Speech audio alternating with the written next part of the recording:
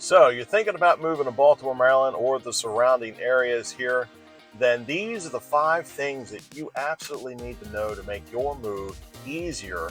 And I assure you, if you listen to all these, you're going to say, yeah, that was a great idea. So make sure you stay tuned to the very end, because the last one is a gold mine.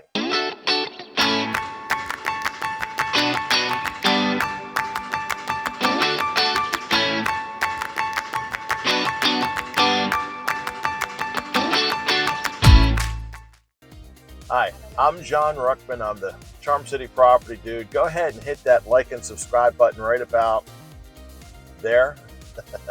And we're going to get to the 5 things that are going to make your life a whole lot easier when it comes to moving to Baltimore, Maryland.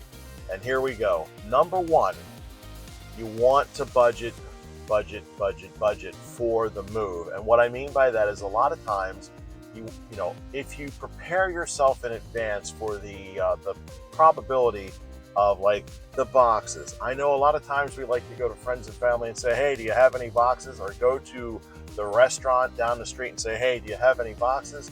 And all of a sudden your boxes are mixed match. If you go directly to U-Haul or one of those chain store places, the boxes are twice as expensive.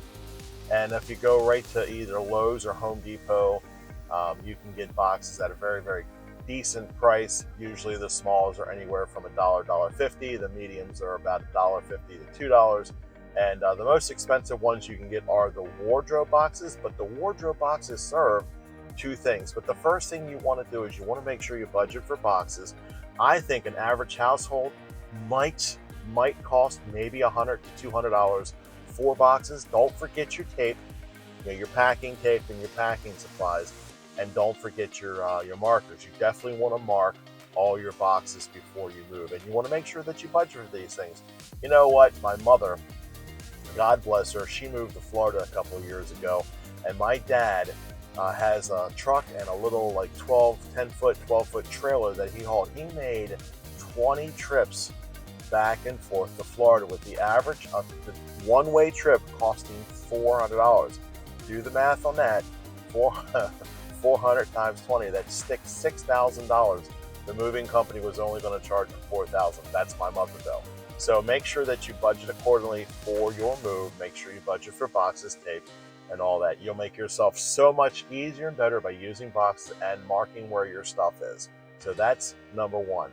Make sure you budget. Thing here is to rent one of those pods. So they have, like, Pack Rat. They got the pods, and they set those up in your driveway, and you can pack the pods up. It's a lot cheaper for you to pack them up, and then you know where your stuff is, as opposed to hiring a moving company where they just throw your stuff in the truck and you never know where it is. And, like, you pack a box that has the toilet paper and paper towels and stuff, and it's on the front of the box, and the first thing when you get to the new house, what do? You have to use the bathroom. And you usually use the napkins from the local McDonald's or Burger King, because that's the lunch you had. So yeah, the idea here would be to get the pods. If you pack the pods, then you know exactly where your stuff is. And another secret to packing the pods is you want to get a piece of paper and you want to map it out. So you want to make sure that you put down, hey, in the front of the pod, there's the dresser.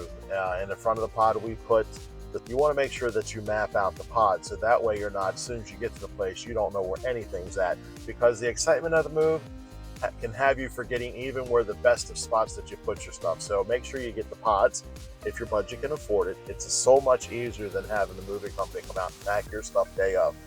Then you want to make sure that you map out your pod. My favorite day is number 3. The day my family rents a dumpster and we throw stuff away. My favorite day, other than my birthday and Christmas, is the day that my wife tells me, hey, we're getting a dumpster and we're throwing stuff away. Number 3, you want to declutter. You want to make sure that you get rid of all the stuff that you don't need. We, as human beings, for whatever reason, we have, like, a pack rat mentality. Everything we save, ribbons and bows and clothes. We save clothes we don't fit in. We have a closet full of clothes that we do not fit in, and we still keep them because one day we think, oh, I'm going to die and I'm going to get back into those jeans I wore in high school. Some of us are blessed to be able to do that. Most of us, When we left high school, we left all that stuff behind. I used to wear a size 10.5 shoe. My foot, I think now is like 12.5, and I'm 53. So number 3, you want to make sure you declutter. Take all the stuff you don't need and throw it away. And we're coming up to number 2. Number 2 is you want to donate, donate, donate. You go to the clothing boxes. You can donate to the church. You can donate anywhere you want to donate. You can donate furniture you don't use. You can donate clothes you don't use or can't wear. Get rid of the stuff, because the moving company charges you by how much stuff you have, and the more stuff you have, even moving stuff that you should have got rid of long ago. I'll tell you another idea here too, is you can have a yard sale, or you can use Facebook Marketplace. If you think the items are valuable, a lot of times you can sell your stuff on Facebook Marketplace for a discount, and people will come right to your house and pick it up, and you can make a few extra $100 doing it that way. Number 2 is make the donations, and now we're coming into number 1. I'm going to set your world apart. The best thing you can do, and the boxes are kind of expensive, is buy wardrobe boxes. Wardrobe boxes serve 2 purposes. 1, you don't have to take your clothes off the hanger. You can take them right out of the closet and put them in the wardrobe boxes. And if the wardrobe boxes are falling off, you can put your shoes and other stuff in the bottom of the wardrobe boxes, and then you have a double thing there with your wardrobe boxes. Makes moving your clothes so much easier. And believe it or not, each closet, my closet probably needs 4 wardrobe boxes. The wardrobe boxes make it so much easier on your life to pack, and you can pack your shoes and you always have those odd things that you need to pack, and in the bottom of the wardrobe boxes makes it so much easier. You just throw it in there, and when you're unpacking your clothes, you go, oh yeah, that's the thing. Usually it's like the top of your closet kind of stuff, or extra pillows. I stuff those in the bottom of the wardrobe boxes. Those are 5 things that'll make your life absolutely easy. You want to set a budget, you want to rent a pod, you want to declutter, you want to donate the stuff you don't use, and you want to buy those wardrobe boxes. And I hope this was really helpful to you. Again, I'm John. I'm the Charm City Property Dude. Listen, I get a lot of phone calls from great people just like you every day. If you text, call, or email me any day, night, or weekend, don't worry, I've got your back when it comes to real estate.